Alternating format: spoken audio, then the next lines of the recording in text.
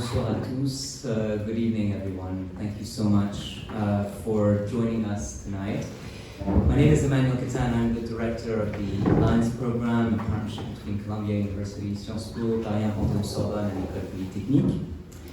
I'd like to start by thanking Shani Pierre, Fanny Gay, and the whole of the team here at the Maison Française for partnering with us, with the Alliance Program, to organize this event and for hosting us in this beautiful building. Thank you so much.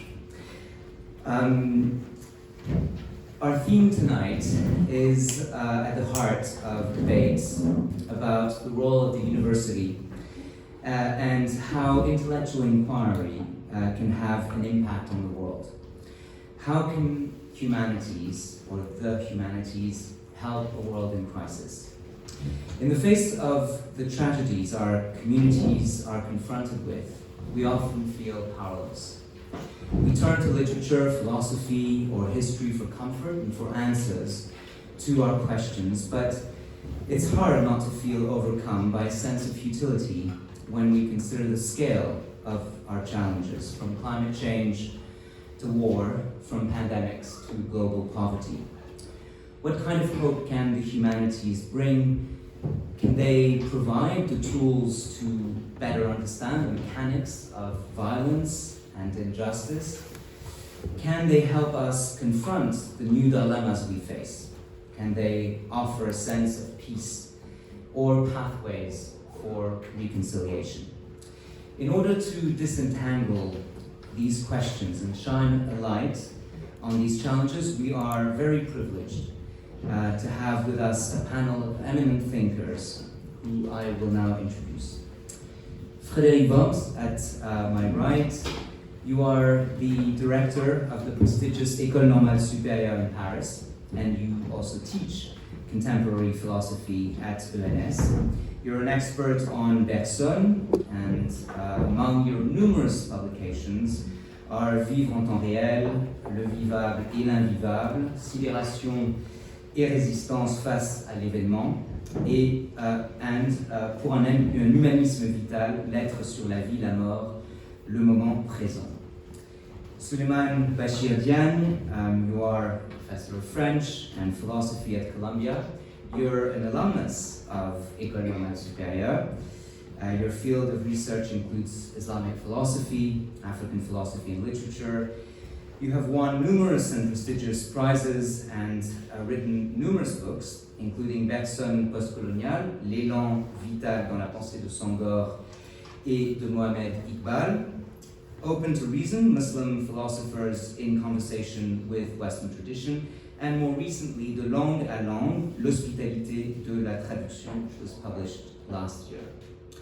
Clémence Boulouque, you are the Carl and Bernice Witten Associate Professor in Jewish and Israel Studies. You're not a graduate of École Normale Supérieure, but you're a graduate of Sciences Po, which to some is a very good thing as well. I will not establish comparisons here. Your books include Another Modernity, Elia Benamozeg's Jewish Universalism, and Nos Apocalypses, Ce qui nous lie quand le mal nous frappe. Your interests include Jewish thought and mysticism, interreligious encounters, intellectual history with a focus on the modern Mediterranean and Sephardic worlds, as well as the intersection between religion and arts and the study of the unconscious.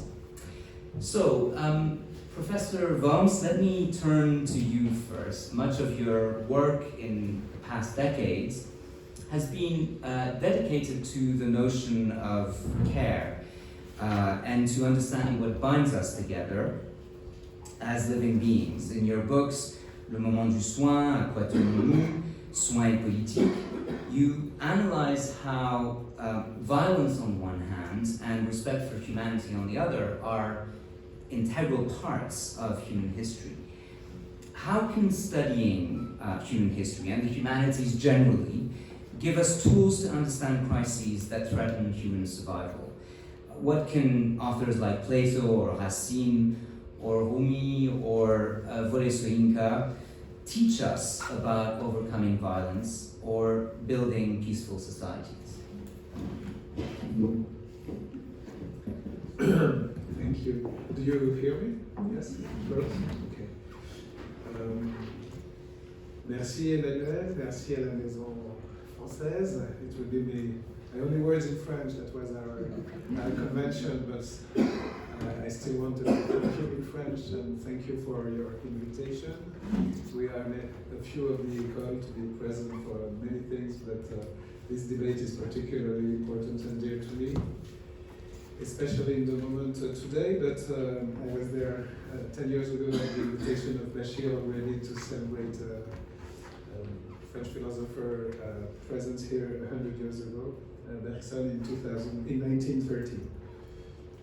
Maybe I can start with telling you why an interest in medicine, in medical care, can help to think humanities today. And to answer the question you ask, and I think it's because in medicine there is this distinction that I try to apply also to democracy between. Okay, thank you. Between there is a definition of what is a crisis, what is a critical state. And a critical state is, of course, has many definitions, but there is one very simple. It's the moment for a living being when death is imminent, when the catastrophe is happening, when what is critical is of course defined by an extreme danger, and among human beings, it's not only an organic danger; it can be a political crisis, but with vital implications. But also in medicine, I think this is the basis for bioethics in general, to start with the crisis. We had the pandemics, we have climate crisis, but of course in medical studies, as you know, medicine is here to prevent the crisis. And we have this opposition of the critical and the chronicle. And even if you have a chronic disease, the notion is to prevent the crisis to occur, and public health, as you know, is also the way you prevent public crisis to occur. So prevention is the human work in face of crisis in general. So of course, it's only a comparison, but I think we have to think in terms of the relationships between humanities as a self-knowledge of humanity. On itself, the knowledge human beings have produced on themselves, understanding not only the physical causes of crisis, but also the social, psychic, historical, civilizational dangers that we face as human beings. Humanities, as the self-knowledge, can be secondary during the crisis, during the peak of the crisis. Because during the peak of the crisis, it's like prevention, it's too late. You have to repair, to prevent, of course, but to prevent the consequences, to prevent the extension of the danger, and to limit the danger. And of course, when it's ethical and political, you have to respect the principles even during the crisis, but it's not, you have to apply what humanities have told you, that the principles are always valid, and I will get back to that in 1 second. But I think the first thing is to understand that humanities have emerged out of human crisis to prevent the next crisis. So when a crisis occurs, it's very often because, as in medicine, as in public health, the humanities have not been enough developed. The public policies have not taken into account the self-knowledge of humankind about its internal dangers, and so prevention has not been critical enough. And then, of course, humanities are in another time, a time different from the time of the crisis. It's the time of prevention, the time of knowledge, the time of research, and every crisis is a need, a call for humanities to develop. So there can be a frustration, but also, of course, we have to know that humanities have arisen out of crisis. It's because mankind is divided, conflictual, violent, that humanities are necessary. Humanities, as a self-knowledge of mankind, has arisen in every culture, not only in Western culture, as a self-knowledge of internal violence. And so, of course, one of the results of humanities is not only a self-knowledge, a cultural, historical knowledge, but also the principles of humanism. You quoted a book that I finally entitled Vital Humanism. The other title could have been Critical Vitalism. Sorry, don't bother with my pen. I do think that we need a critical humanities today, and critical humanism. That principles, universal principles, are necessary, but we know that they are necessary because they are threatened, because there is internal dangers in mankind, and so we need humanities to prevent crisis, and we need a critical humanism that defends universal values precisely when they are threatened and when they are the object of new fights. So I do think humanities are useful, necessary. I think when there is a crisis, they can be criticized because they are in another time. They arise out of the past crisis. They will prevent the next crisis, but in the present crisis, they can be thought of as useless. But they aren't. We should defend all the self-knowledge of mankind and the principles that arise from that. And medicine is not a metaphor. I do think of care as a primary philosophy. You know, you have these French philosophers who say ethics should be the primary philosophy, not metaphysics. And of course, medicine is the model of human care, human ethics, because in face of negativity, you have to go to the emergency, define the principles, make the long-term prevention. And for that, you need all what we call humanities, this self-knowledge that is interdisciplinary, intercultural, and that we have to build in institutions such as universities. And of course, another last word I want to say as an introduction is that just as you don't have medicine without science and without institutions, because also a doctor can be violent. So you have the Hippocrates oath. You need to prevent violence even in something that is good in itself. There is an internal risk. So you need to institute humanities. Humanities are not only for individuals for self-progress and to be wise as an individual. Humanities are public. Humanities need public frames to share what can be shared about the crisis. So I do think that the prevention of political crisis needs academic institutions, which are not only pacific frames, but frames where you can face the internal violence of humanity. On the model that you have hospitals, it is to face the biological frailty of mankind. So we are in a kind of analogy with a hospital. And the analogy to me goes very far, actually. So maybe that's my suggestion to start with. It's also a philosophy of life behind, if you want to go way back. Sure, and I like the relationship that you create between crisis and the humanities, and the way, crisis threatens the humanities, but at the same time what you're explaining is that the humanities were born out of crises in order to prevent them. And Professor Boulouque, your book, Nos Apocalypses, ce qui nous lie quand le mal nous frappe, I'll translate it, even though it hasn't been translated yet, but hopefully it will. Stay tuned. Stay tuned? Okay, well, I hope they pick my title. This is how I'm translating it. Our apocalypses, what binds us together when disaster strikes. Hopefully that works.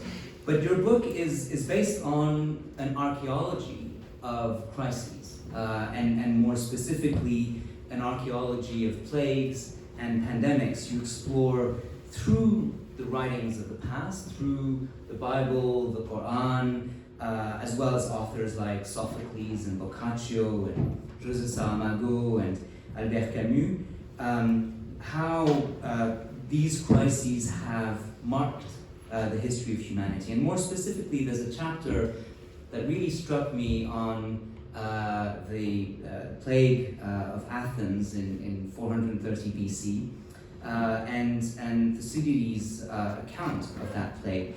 I was wondering, in the face, of course, of medical crises and COVID, of course, is what we have in mind, how historians such as Thucydides can bring light, actually, and cast light on some of the challenges that our world is facing. Thanks. Oh, a butterfly.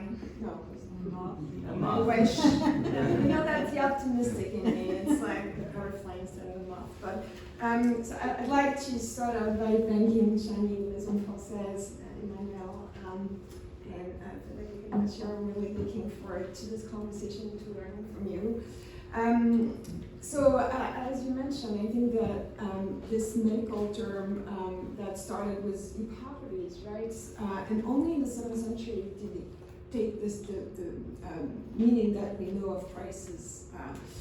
But that was a tipping point, right? A moment where recovery or death were possible. So this idea of the humanities as helping us navigate tipping moments of intense trauma is something that was the impetus for the book. Sometimes it feels like the humanities are a little defensive and that we have to justify why the humanities are so important. But I thought that in the beginning of 2020, March 2020, that was a done deal. I mean, like, the humanities were vindicated once and for all. People didn't sign up for crash courses in finance or AI, so they baked sourdough bread, but they also mostly read Boccaccio, Thucydides, and Camus. In a world that was collapsing, in a world of mass death, it seemed like their self was crumbling, and that they were looking for, all of us were looking for new meanings, and so this meaning-making capacity of the humanities are also something that, here comes the moth, that is so central in order to create a sense of collective therapy. So like before answering I'm not trying to dodge the Thucydides question, but I'd like to turn to trauma studies a little bit. Because that's exactly what trauma studies are about. It's really trying to change a narrative in which a person, there's a discrepancy between what the system of belief of a person was and what the world is offering to them, and like it's throwing them in disarray. And so recreating, finding a narrative, inscribing yourself in a long history of those traumas is actually something that the humanities, and especially Thucydides and those writers, managed to do for others. And in a way, we were, shocked out of our comfort of thinking that that was the world of yesterday. I teach in the core curriculum here. I teach literature humanities, and I remember. So we took Boccaccio off the syllabus in 2019. That's not our fault. But then the pandemic happened, but I remember I was trying to explain to the students what a pandemic or an epidemic was, and that wasn't lived experience, but trying to understand and to create this narrative. And now all of a sudden every one of us were part of this, were reintegrated unwillingly in this long history of epidemics. So, going to, returning to cities, first of all, what's really so important to mention is that the plague of Athens was not a plague. It was typhus probably, or fever. So, but because of a translation mistake, it became the plague of Athens, and now it is the plague of Athens, right? This is also how humanities or great books or world building, and so every single book that narrative of plague actually was influenced by Thucydides. So that's, first of all, it's a cautionary word. Translation mistakes have huge consequences. But so the typhoid fever actually now it doesn't really matter. It is that a plague of Athens that people have remembered. And so what Thucydides described is this moment because of that epidemic where society breaks down. There's a lawlessness when facing those mass death. People, what brings people brings people together might be under stress. So that's a stress test that people might have experienced. I mean, like during COVID lockdown, like what is it that we're willing to subject ourselves to? The sense of collectivity, is that something that we can take for granted, or is it just a sort of individualism that prevails? So those are questions that are, that have not gone out of style. And there is this question of how do you build this social bond in times of crisis. Obviously, Thucydides is not, giving us the answer, but the possibility or the previous instances of society unraveling is something that I think we can learn from. And again, I think that the humanities are important, but they're also a lesson in humility.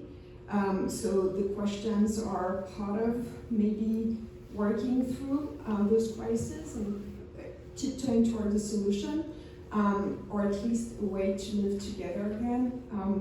And in those times, I think this is more important than ever. Never did I could have envisioned that when we chose this title a couple of months ago, we'd be standing as the world is on fire. But what is also remarkable, going back to Thucydides, and apologies for this moment of being a little emotional, but what Thucydides does also is that he acknowledges that a historian has to be a witness.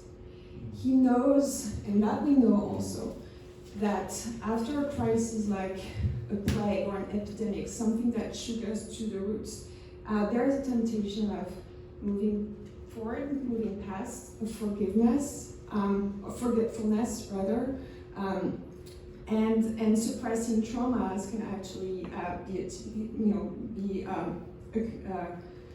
something that is going to have consequences that cannot be underestimated.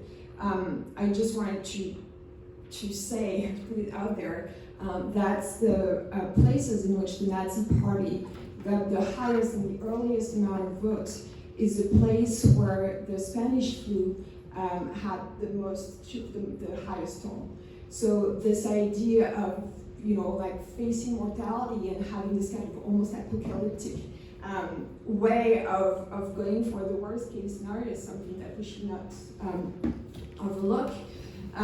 But yeah, so going back, and this is going to be my closing words for now, to Thucydides, yes, the historian is someone who is a judge, which etymologically, sorting out through events and knowledge and trying to establish what's important or not, but he's also a witness, and he bears witness to those victims and to those who will not be able to speak for themselves. And so elevating those voices is also what we have to do if we believe in what the humanities stand for. Thank you, thank you. You very powerfully described the power of the witness, the power of translation as well, whether it's a correct or an incorrect translation. And in a way, Professor Diagne, in your book, in your thought, translation is really one of the central tenets of your thinking about the world and the relationship between communities. In a way, the way you describe translation is not merely as something that basically takes meaning from one language and transfers it to another, but there is a creative power of translation. And that creative power is not so much about empowerment, but it's about being decentered. You use the word décentré in French. So what translation does is that it decenters us. It removes us from our center or our zone of comfort, as we would say in English. And I'm wondering whether this slightly disoriented state, which has a positive effect, I think, in your thinking, how does that basically respond to some of the needs and the challenges that we face today? And that's exactly right. My book, De langue à langue, l'hospitalité de la traduction, from language to language, hospitality of translation. By the way, just one remark, it has been translated into English, and it has been translated by a student of mine who maybe some of you know Dylan. Dylan was my student. He graduated last year. He liked my book and he wanted to translate it. And I believed in that because I say in my book that translation is first and foremost falling in love. You fall in love with something that has been created and thought in a language, and you want to give hospitality to it in your own language. And it turned out that this was something that Dylan experienced. So I insisted, and my publisher accepted that she would not ask a professional translator, but someone who just liked my book. And that's why I'm mentioning this. I take the opportunity to pay homage to Dylan. He may be here, I don't know. No, he did not know that this was happening. Oh, he probably is already in France, but yeah. And not just to pay homage to him, but also to indicate what I mean by hospitality of translation. My book is a praise for decentering, because it is a praise for bilingualism or multilingualism. And I believe that if you speak two languages, it means that you are able to decenter yourself, because you are moving from a word to another word. So translation is first and foremost the capacity to decenter yourself, to move from the worldview that the language gives you to another worldview. I always quote this from German poet Goethe, who famously said, if you only know one language, you don't know it, because you have no point of comparison. And you do not have an outside of your own language from which to look at your own language, because the only outside of a language is another language. So you need to know different languages in order to know your own language. And this capacity to decenter yourself is also the capacity to put yourself in somebody else's shoes. This is why bilingualism, languages in general, are humanism. Humanities, of course, that discipline, but humanism, in the sense that knowing many languages is a way of achieving what I consider to be the most important goal, and which is something that is at the center of my work. When I'm asked to say what I work on, I say my work is about faire humanité ensemble et ensemble habiter la terre. That is how I summarize what I try to do, what I've been trying to do from book to book for the past years. Achieving our humanity together and living together on this planet that we share. So that is one aspect. The other aspect is praising translation. Translation as a humanism. I adopt the notion that what defines our human condition is to be a post-Babel humanity. Babel worked. God cursed us, destroyed our tower, and because of our hubris, punished us and dispersed us on the surface of the earth. And here we are having many different languages and being divided as nations and tribes. And our world today is fragmented by that kind of ethno-nationalism. And that is our condition today. So what do we do then?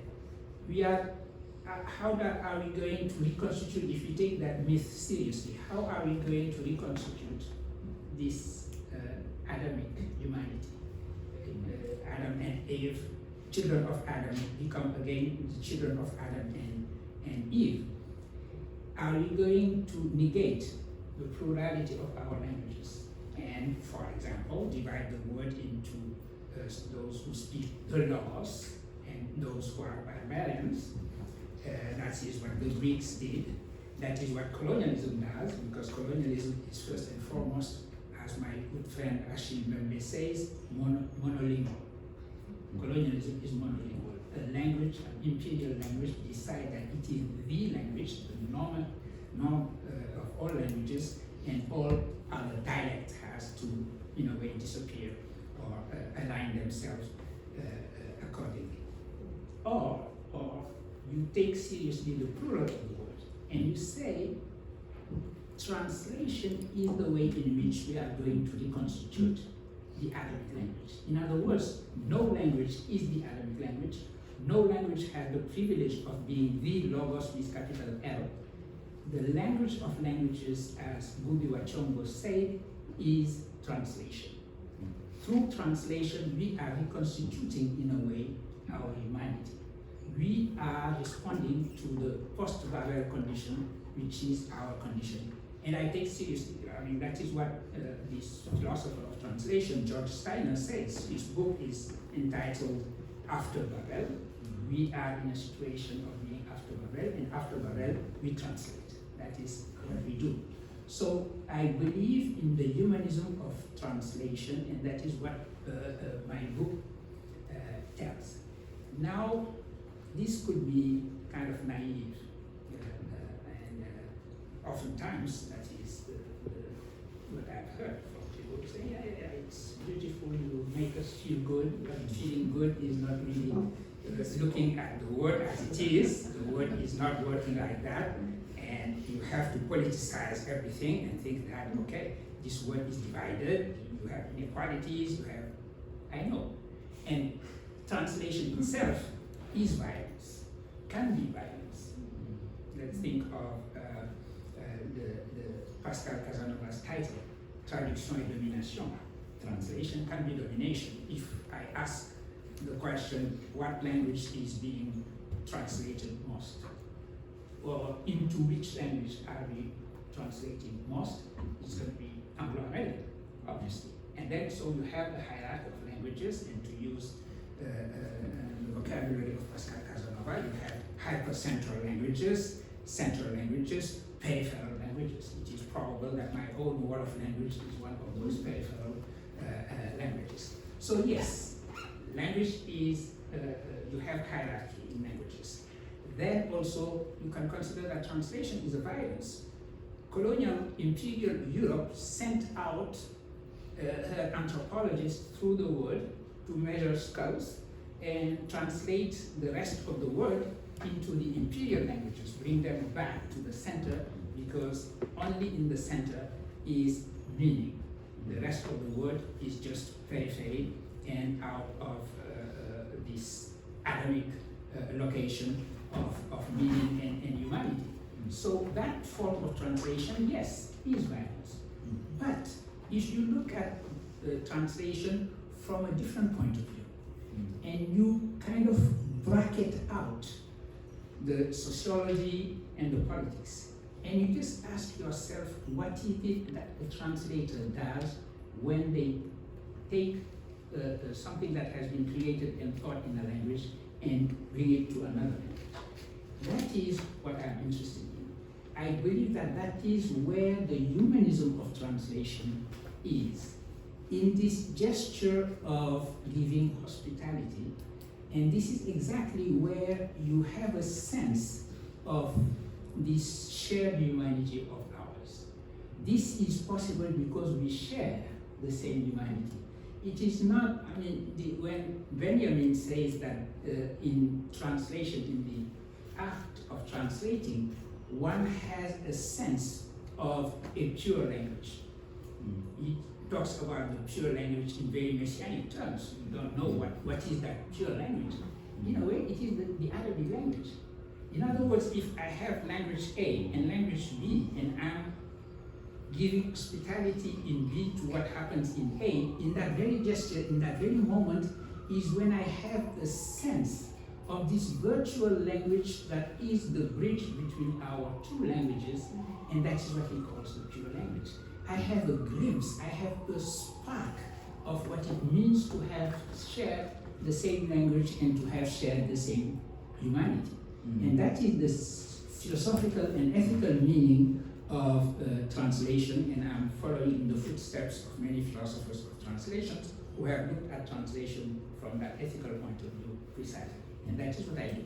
And that is why I think that languages in their plurality, translation as the language of languages, teaches us something about what humanities are and how they can help in this world. Because humanities in their plural point toward one humanity.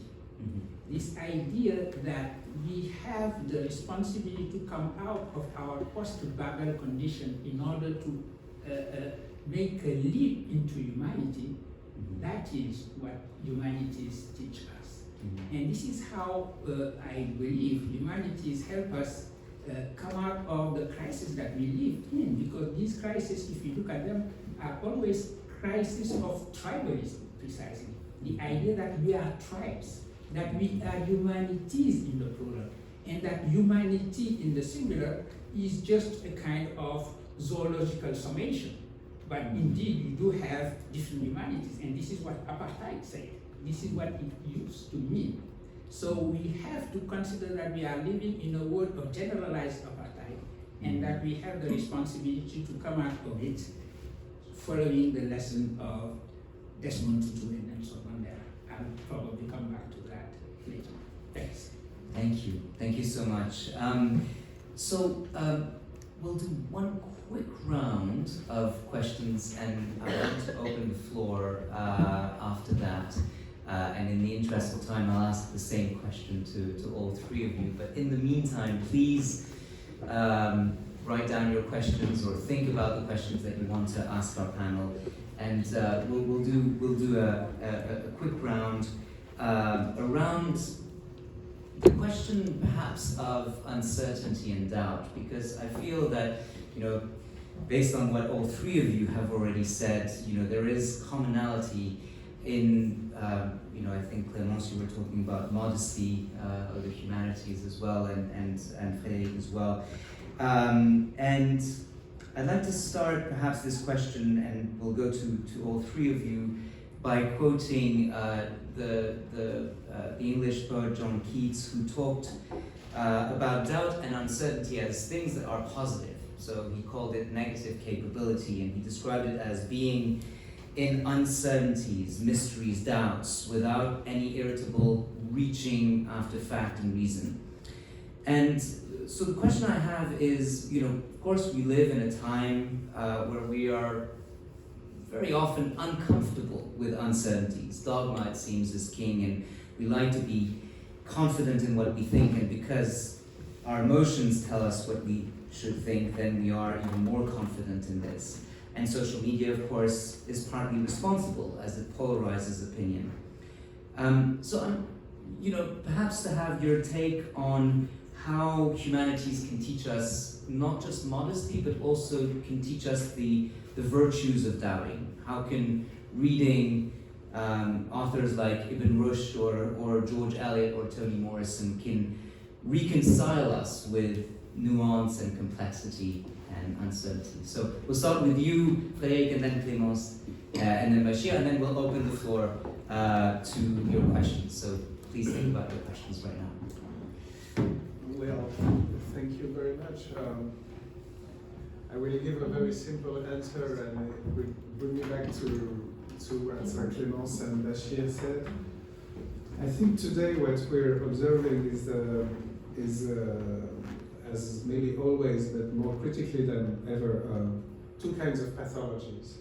There is the pathology of over-certainty, of course, the certainty in oneself, in one's identity, in one's right, and in one's absolute knowledge of everything, and the refusal to accept uncertainty on the basis of common knowledge, of course. So like when medical science said COVID, we didn't know, but we know some things. With COVID, we don't yet at some point, and admit also that the point of view of the other one, just as Bachir said, we don't know yet. We have to get into it.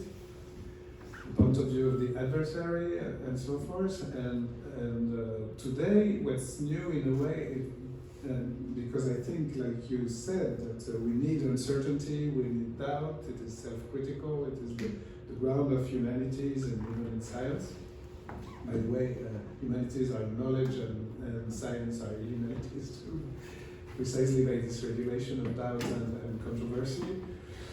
But today we also have a pathology of doubt, which is the suspicion, generalized suspicion, that nothing is true, that there is no common knowledge, there is no common ground, there is no... And so today we know that we have to share both knowledge and uncertainty, both our language and the other, both points of view, and this is why it is new, and I, of course I'm very close to what Bachir called the horizontal humanism, the horizontal of translation and discussion, and internal discussion within one language, of course, because you have to translate the point of view of the other in your own language. But what we have to know is the obstacle.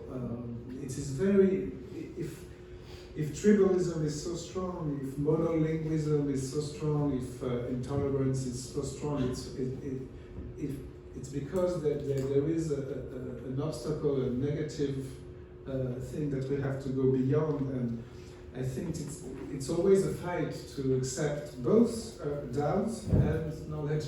So the real question is not, is doubt good and knowledge good? It's to accept that there is a negative tendency to absolute knowledge or complete suspicion. And so first you have to diagnose this obstacle and in yourself.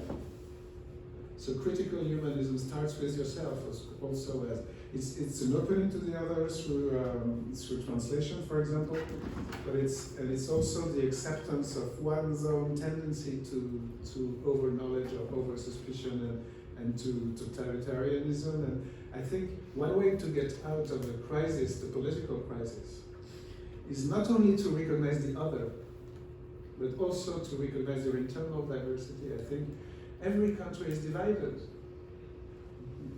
I don't. Maybe we could take some concrete examples, of course. But so I will conclude by saying that we need common frames for doubt and uncertainty. So we need democracy, because we need democracy elsewhere, everywhere, and even to solve the climate questions.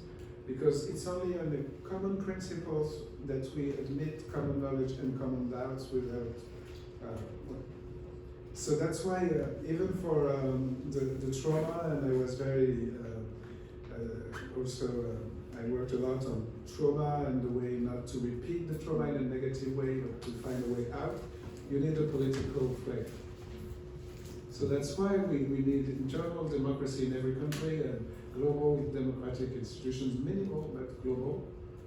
It can be utopian in a way, but I think that's what humanities tell us, that we we need these common limits both to doubt and to knowledge.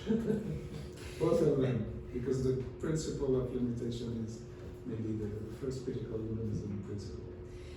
Thank you. And there's one passage in your book, Clémence, that resonates also with uncertainty. And I think at one point you talk about questions that we cannot answer. And so maybe that's one way of looking at it. Why do we need questions that we don't necessarily have the power to answer, or to answer in an easy and self-evident way? Well, this is the question. No, I mean, this openness, I think, the recognition of our, this humility in how we are envisioning even our place here,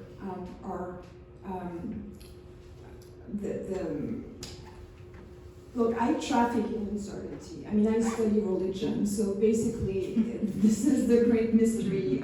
People, and people trying to create narrative for their own uncertainty, the wagers. How do you find your place without resorting to tribalism necessarily? So those are the questions. I mean, I guess that what brought me to this field is the way in which those unanswerable questions, I'm suspicious of people who have answers to the questions that, religions ask from us.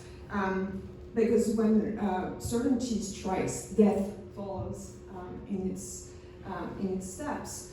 And let me just for a second go back to the Tower of Babel. So it's interesting because yes, it's a curse, but also in the Jewish tradition, it's a blessing, right? How terrible would that be to have a humanity without diversity? This is called worst kind of Diet Coke globalization. I mean, this is,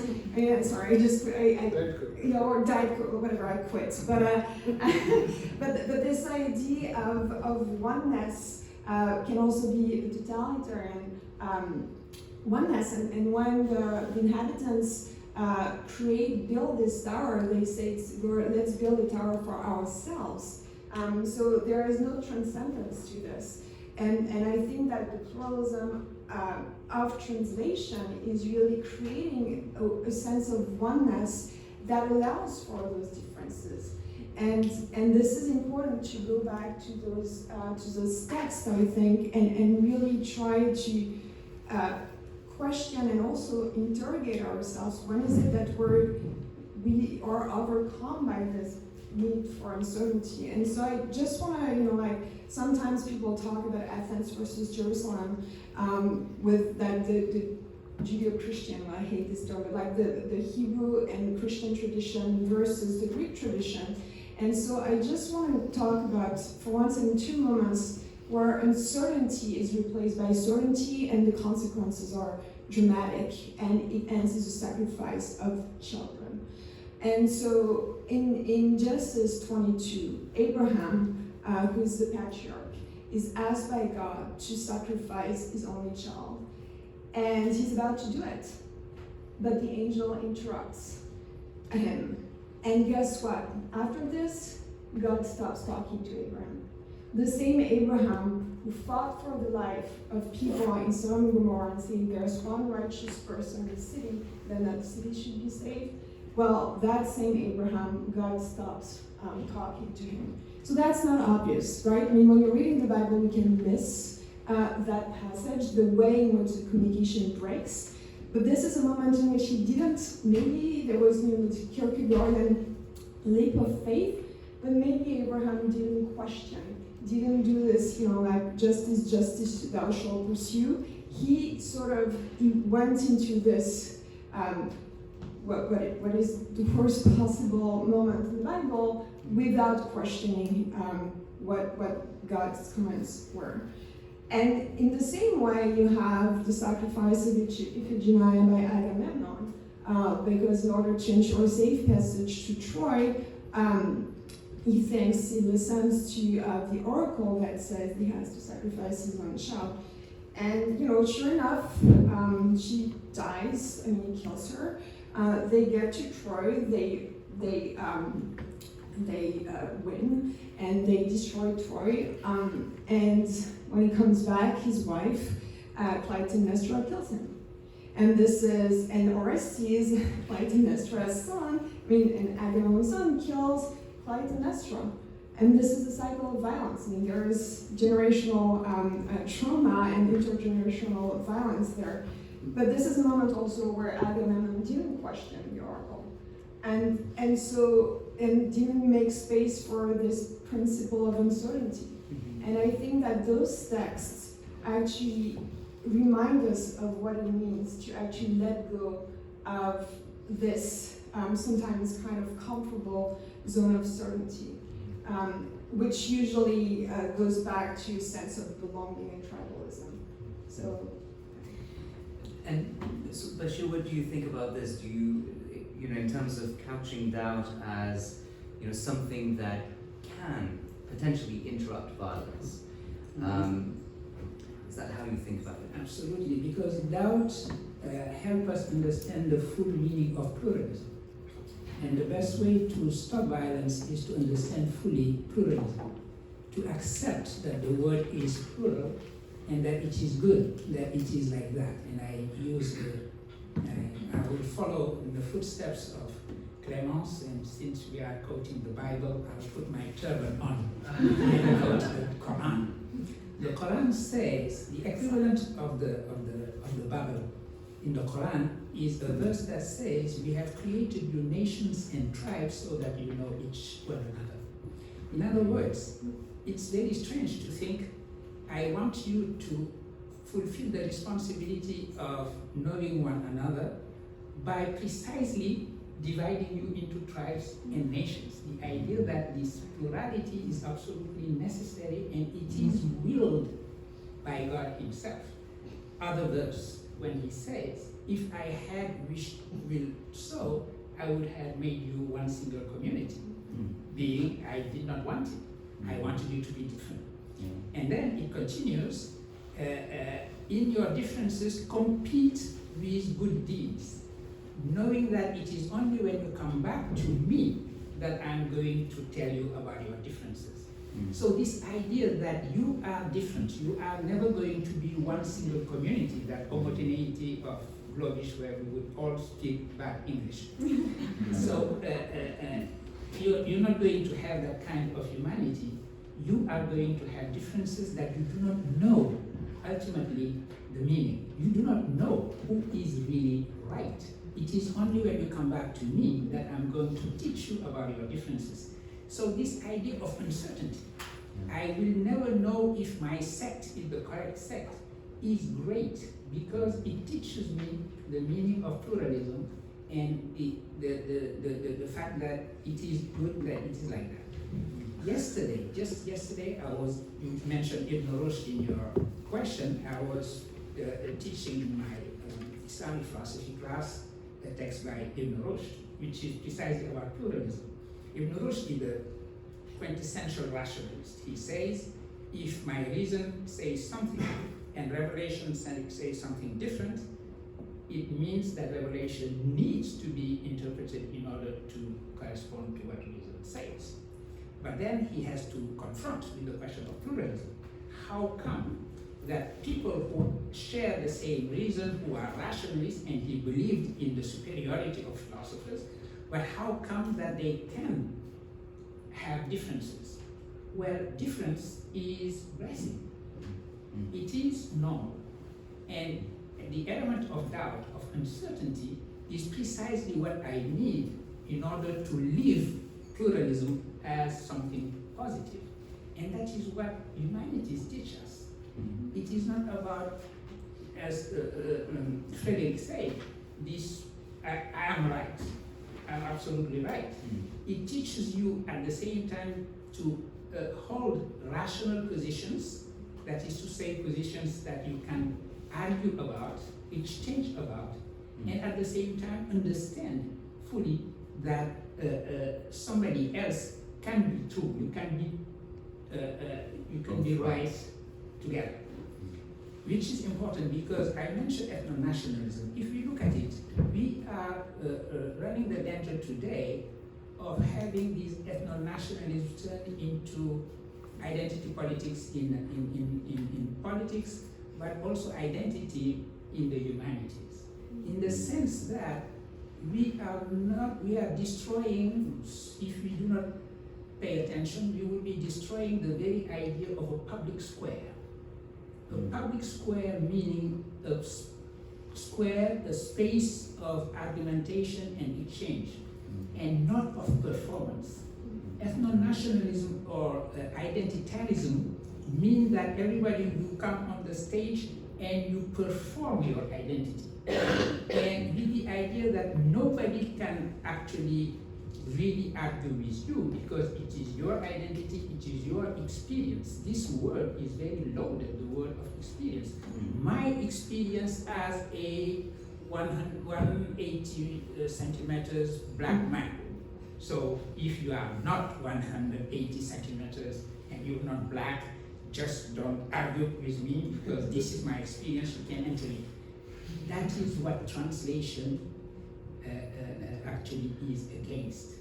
This idea that the word is now, the public square is the word of juxtaposed performances. Come back to the idea that argumentation is the most important thing.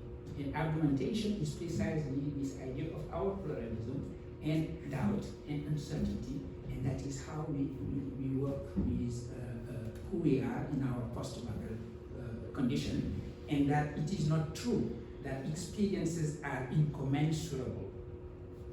Translation is this operation that should be impossible. I can understand that because every language is a word in itself, but in the end we always translate. Thank you. This is very inspiring. So I would like now to open the floor to questions. I think we have a roving microphone. Je pense qu'on a une question ici.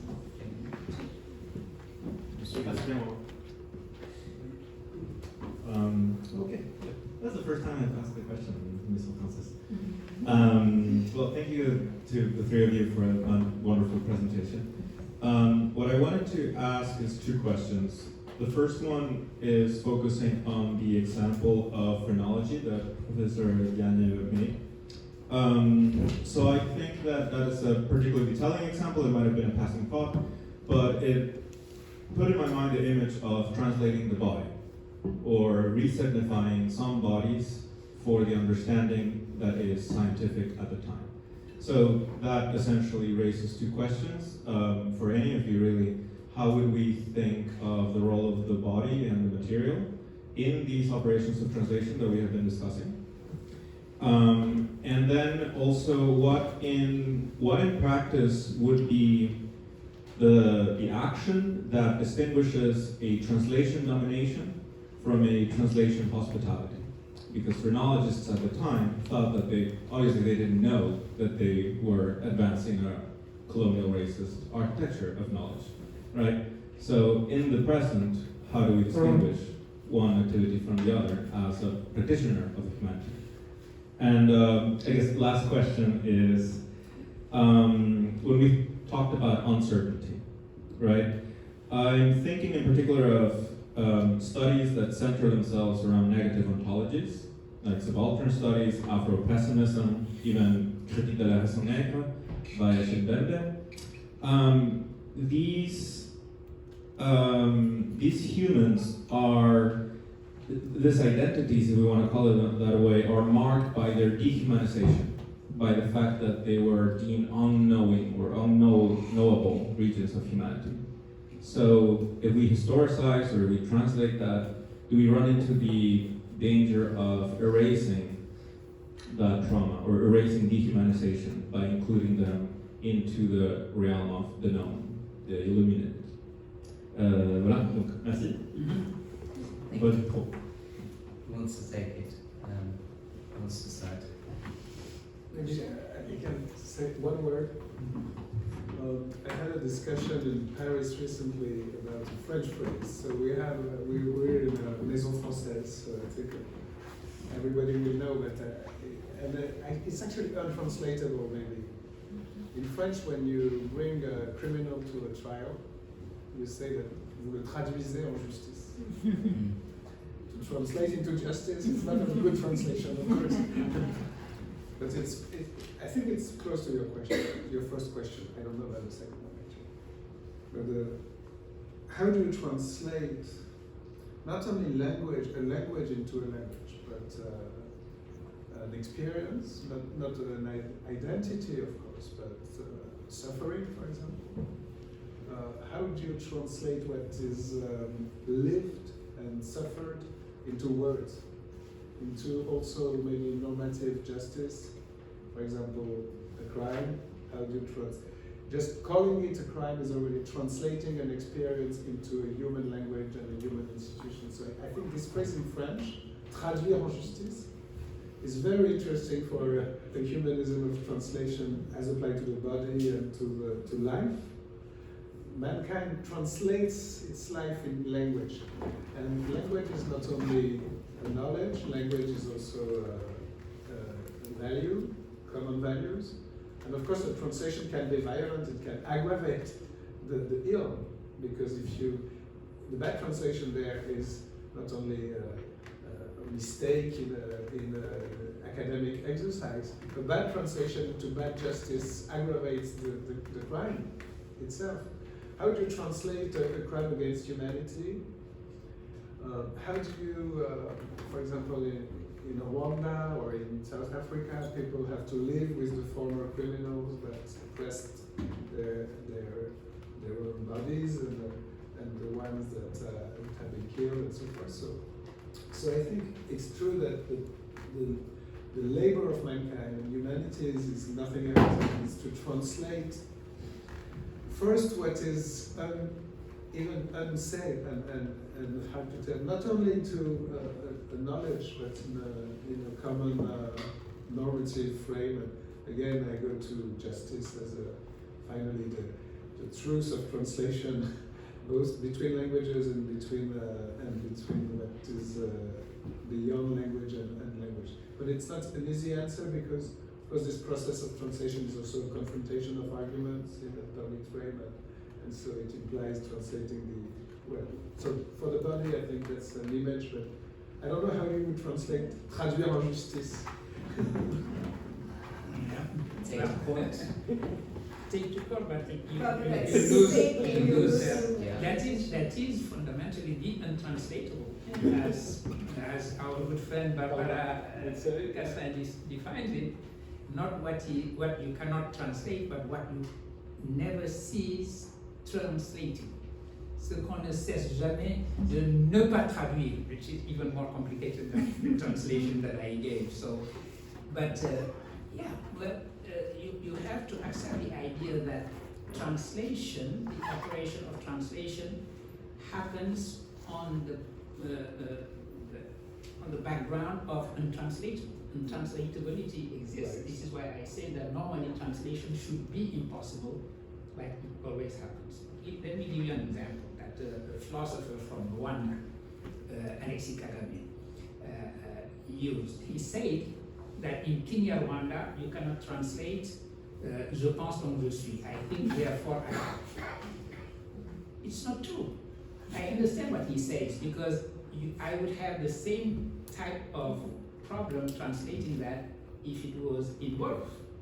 So I understand what he means. Actually, languages that have the copula to be are Indo-European languages. The majority of human languages do not have that. You don't have it in Arabic, you don't have it in Hebrew, you don't have it in other languages. So this absolute way of using the verb to be, that's what he means. But I can't translate that. If you translate it, you will end up doing it, but at the same time recognizing the untranslatability of it. It is like in relationship. You do not reach absolute transparency with the other. You have to respect their opacity. So the relation is built on opacity. Opacity becomes not what opposes relation, but what is the condition of the relation itself. And of course, these words, relation and opacity, this couple of concepts, is from Edouard Glissant. And the other aspect of your questions, the danger of erasing precisely would be that. It is a danger to try to erase the unknowability of the other by precisely, and that is violence, the violence of translation. You impose upon them your own translation of who they are. You are imperial and imperialist because basically you are a ventriloquist. It is, you are dictating what other people are. You decide on your own identity and you ask them not to talk about their identity but to define their difference. This is how you define a word with a center and a periphery. And that is the kind of word we are coming out of today. That is what it means to decolonize, basically. Yeah, I just because most of what Diagne has been just said, but this the danger of the reduction to the same is also why the experience of the body is so necessary. And in order to decenter, try as hard as you will never be reduced to the body of the other. And so that lived bodily experience is also something that helps to decenter or to decolonialize what would be the same, basically.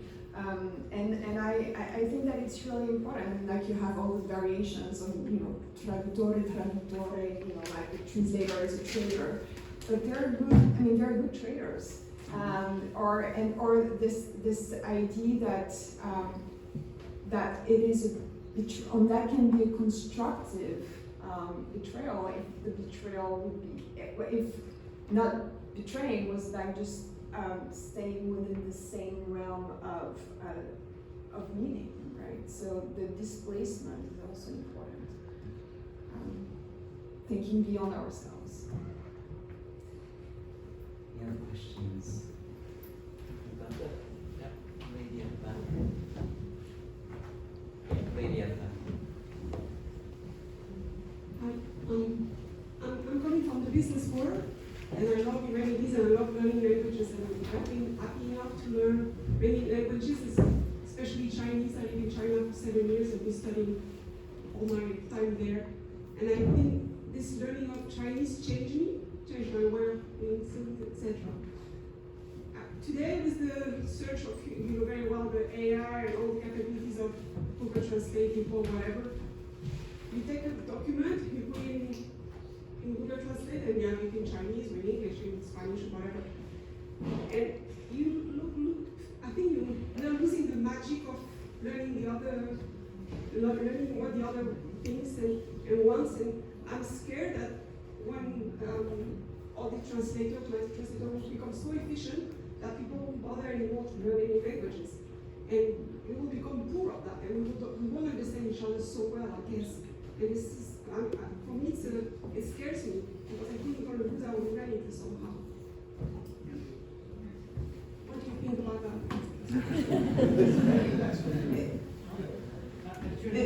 It's returning to Babel. I mean, like to the danger of creating a tower for ourselves, whether the tower is called Microsoft or, I think that this notion that we are, because those algorithms, like whatever they are, it's for efficiency purposes, right? And so if there is no beyond this, like the short-term goal of getting this out, or there is also no reflection on what's at stake. And I also like to go back to, in Russia, the other and the friend are the same, and so I think that we're also we're also losing this capacity for welcoming the other if we're just becoming monolingual. If the monolingualism is just turning on your computer, especially. And I agree that it is scary, indeed, because it works well. I mean, and it is fascinating. my first works were on the origin of computer, basically where our binary system 0 and 1 comes from. That is what I did first in my career writing philosophy. And at the time I was very much discussing with people in mathematics and there was the idea that a machine will never learn anything about meaning. That meaning is a kind of internal limitation when it comes to the mechanization of procedures, intellectual procedures.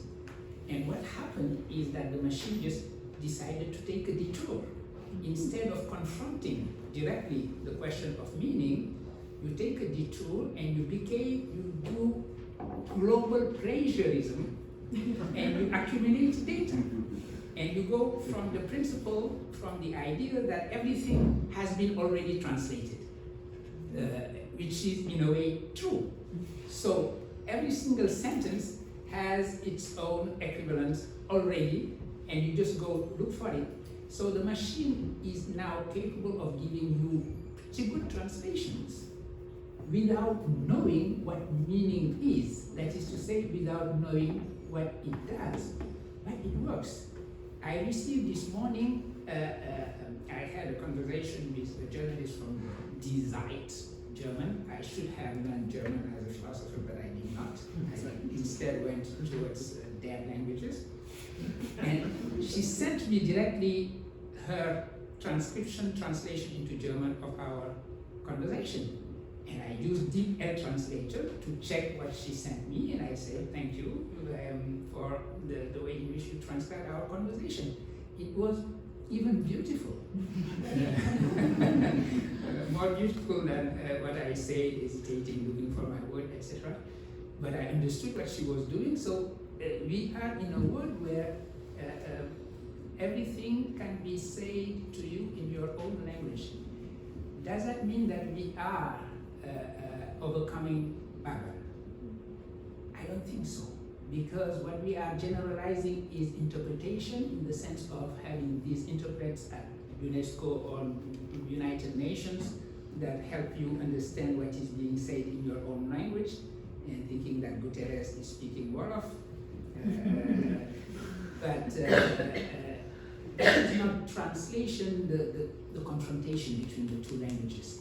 And what happens when the translator actually finds her own detour when they are confronting some untranslatable.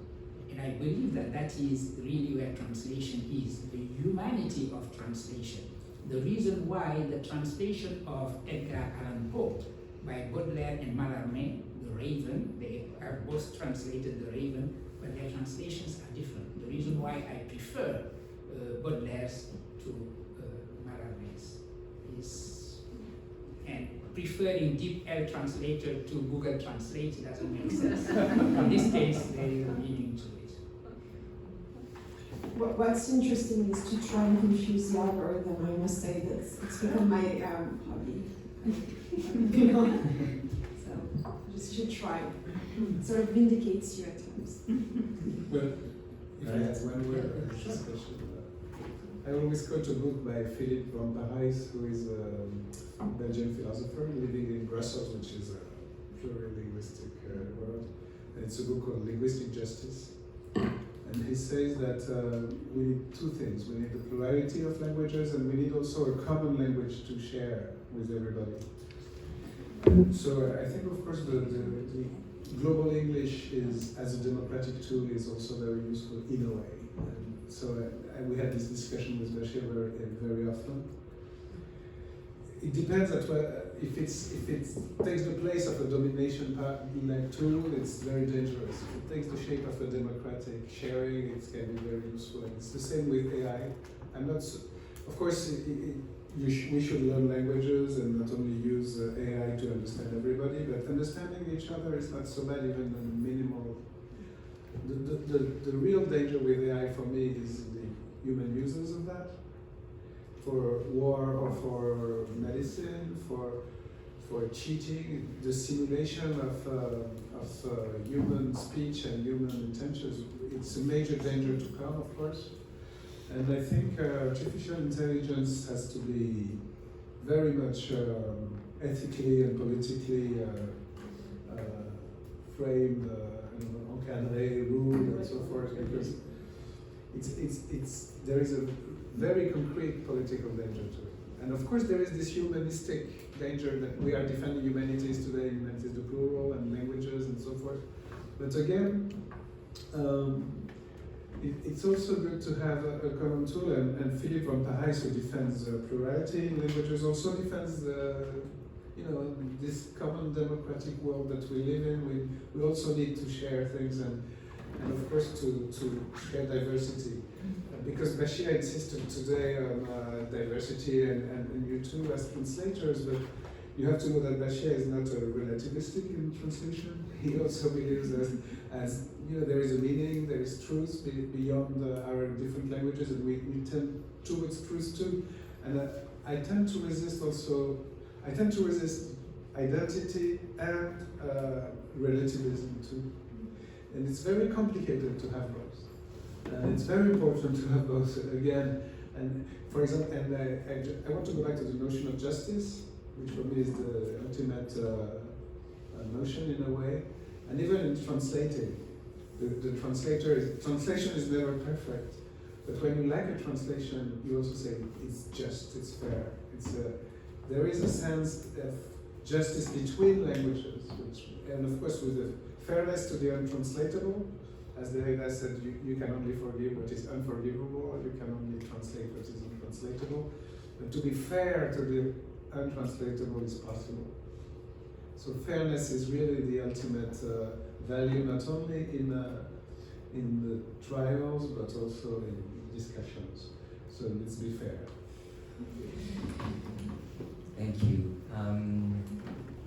Any questions? Yes. Thanks. So speaking of the traders in the Bible, I think it was 70 good ones, 3 good ones, sometimes before. All made me think about another legal term, and actually translating that from English into Greek, witness meaning martyr, and a different kind of testimony that it implies. The question for all of you is, what and whom do we bear witness when we translate? And when we do so, are we alone, or rather not? Thank you. What and whom do we bear witness? Do we bear witness?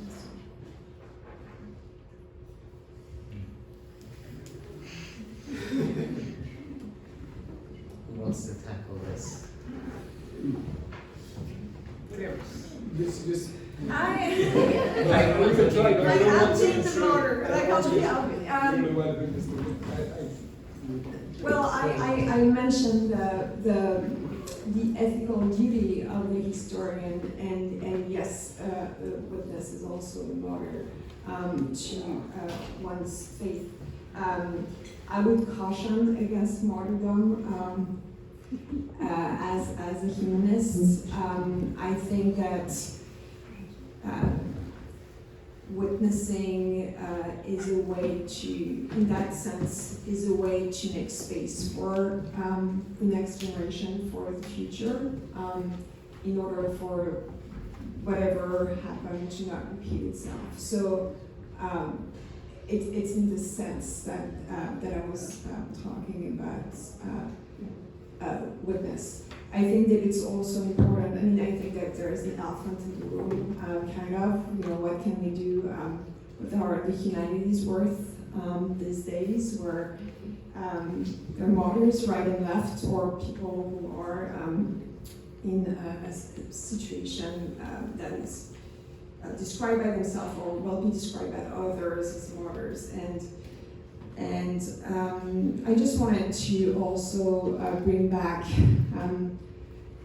what the humanities are about, which is, and go back again, like this is not my Bible hat, but just the Iliad. And this moment in book 6 of the Iliad where the epic written by a Greek author makes space for a description of the life of the Trojans, or the enemies. And the enemies are actually described as deeply human, as a father, a mother, and a child who's frightened by his father's helmet. and realizes that Helmet dehumanizes his father and cannot recognize him and screams. And so that's also bearing witness and making sure that you recognize the humanity of others, and that the enemy is a human being first and foremost. And this is the kind of witness, the work that we have to do. And if the humanities are worth anything these days, this is what I'd like us to bear witness to. Okay, we could have gone on for. Is there one last question? I'm following the instructions of the director of the Maison I Française. think one at most. One at most is what Shani is telling me. Yes, the gentleman at the back. Thank you. I'll be brief. For the purpose of Frédéric's, I'll frame it like this: how can we translate these ideas into actions? You talked about bringing people together, about justice, about doubt. Are the humanities only about changing people in what they believe? So I mean, yeah, there's kind of this tension. Very interesting question. Bachir, do you want to start next time? or- Okay, well, that is I'm the, not being thrown. this time you made sure that he would say machine. Yeah, that is the huge problem. As we used to call it in French, le devenir monde des idées. How do you bridge the gap between the thinking, the thought, and actually transformation of the world, which is the huge problem. Usually, someone say that philosophers only interpret the word, and that the point is to change it. But it can be done. I believe in the force of ideas. For example, I mentioned very quickly Mandela and Desmond Tutu at one point. And this brings me back to the idea of martyr. What are we bearing witness of? Either you consider that it is absolute truth, and then you go like Pascal, who famously said, je ne croirais que les témoins qui se feraient égorger. The only witnesses I will believe are those who are ready to be égorgés. I'm glad I don't know the words. Yeah, In their throats. yeah, throat, yeah, okay. Well, and I oppose that to this idea of a truth that opens the future, that opens possibilities. And this is what Mandela and Desmond Tutu did. When they used this banal Bantu word of Ubuntu and gave to it a full meaning, constructed it philosophically, and decided that it would be first written in the first draft of the first constitution of democratic South Africa. It has disappeared in the second constitution, but the meaning that was assigned to it has remained. And they say, we need this, we need the truth in order to build a future. We need to have the truth about the crimes and the atrocities of apartheid. A mother needs to know that this police had killed their kid and just buried them, and they need to know, but in order to still build a new South Africa and not just have a kind of mechanical sense of justice where you have rewards and punishments, but ask yourself the question, how are we going to live together after the atrocities? Because the atrocities did happen. How are we going to project ourselves in a future that will be such that we decide that the actions that we are going to take today are not dictated to us by the past, but by the future that we want? We are going to draw the meaning of the actions that we have to take today from the future that we want, because that is the only way you can go if you are coming out of something like apartheid in South Africa or genocide in Rwanda. Project yourself in a future and say that projection is what is going to decide what I do today. So I'm not being pushed forward by my past, by history. I am trying to be pulled up and forward by futurity. And that is what I believe is this idea of humanity. The most fundamental universal that we can have, an idea of humanity. Of course it is optimistic and naive because you will never reach humanity as the conclusion of an argument. Humanity is not the conclusion of a demonstration. It is a principle. In other words, you have to commit to it. You commit to an idea of humanity, and this is something we share, Frédéric and myself, in our shared love for Bachir. The idea that you have to leap into, it is a leap, and not the end of an argumentation. And so humanity becomes the principle of your action, and you act accordingly. This is what Jean Jaurès did. Jean Jaurès created this journal, which is still existing, called Humanity. He was a man of action. He created the Socialist French Party, as you know well. And when he talked about humanity, he did know that inequality existed. But he said that we need to have humanity, meaning des nations réconciliées, reconcile the nations, and that would understand themselves as components, parcelles d'humanité. Des nations réconciliées qui se pensent comme parcelles d'humanité. That was what he wrote in his editorial, the first editorial. So humanity was not just a kind of abstract principle that it is a driving force. You have to be driven by an idea of humanity in the singular, and I believe that this is fundamentally the lesson of our humanities, and this is what makes our jobs, teaching the humanities, important, not not futile. Let's put it that way. And I'm looking at my chair. We all are. Frédéric, some concluding remarks, and then Clémence, you have the last word. No, it's difficult to go beyond what Bachir said, of course. I was thinking about the witness question too, and to answer your question. So a witness very literally is someone who says what he has seen in front of the public.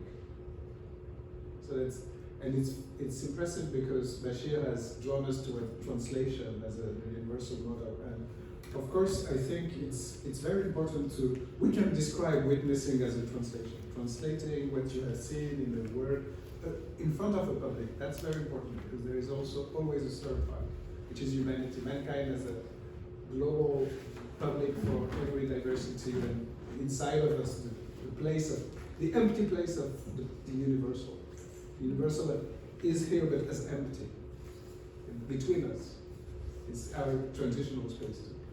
So what's interesting is that you have to translate an action into words for it to be true and fair, a crime, but also a sacrifice.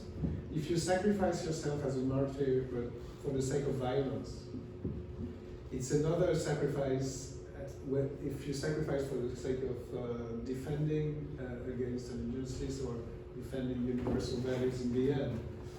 And of course, so you have to translate your action into meaning, and of course to translate your ideas into action.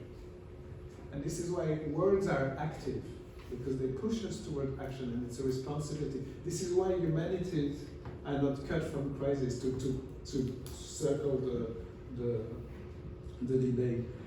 We are translating animals from body to language, from language to body, and the thing is, it's in front of the public.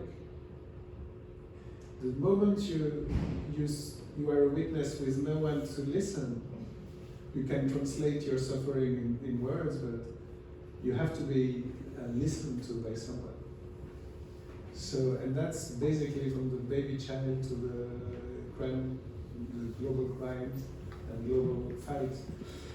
So we have to build a common space. And again, translating is great, witnessing is great, but if there's no public space to share, it's impossible. So I would be the advocate here of the empty global and public and common space. Thank you. Clémence. I think we're going back to the public square. So in praise of the public square. Honestly, I'm standing right in front of you, and the question you just asked is a question that has been obviously haunting me, especially for the past few weeks. What does that even mean, right? In the front of so much suffering, to be standing and trying to impart knowledge that seems to be so futile, or just trying to create the conditions for a dialogue where, obviously there is a volatile atmosphere. So it's with great humility, and I think we have to answer this question. But that doesn't mean there is a saying in the sayings of the fathers in Judaism that says you will never complete your task, but neither do you have the right to desist from it. So you cannot walk away from it. So how do we not walk away from something that seems at times so elusive or out of reach? I think that's that's what I tried to model a little bit. Decentering the humanities help us to decenter ourselves, right? Recognize by looking at those texts that there is something that came before us that will come after us, and that creates a sense of solidarity, not just horizontally but vertically. When I was teaching this course on religion and epidemics, I did it on purpose because everybody was so lost that people felt that, and social media really don't connect people all that much, but that created a sense of solidarity with people who came before us and who experienced things that were slightly similar. And so that sense, I think, is maybe some sort of narrative medicine, going back to the medical humanities, trying to be part, to know that we're part of a whole, and that this whole doesn't have to have us at the center.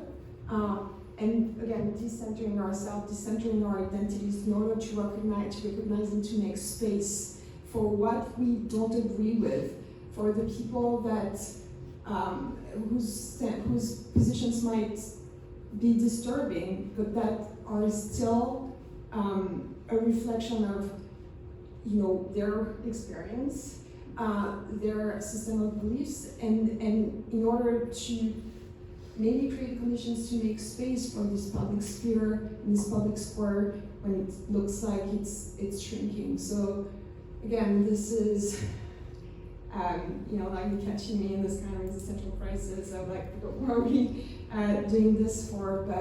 But again, this is continuing the conversation when you think that you're running out of words, is really this task that I think the humanities ask us and ask from us. And again, like most of what we read, what we've read, what we've discussed have come in times of crisis.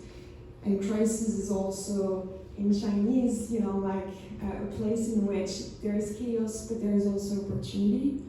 And I think that this is the sense of possibility that we have to embrace, and that nothing is closed forever. Thank you so much. We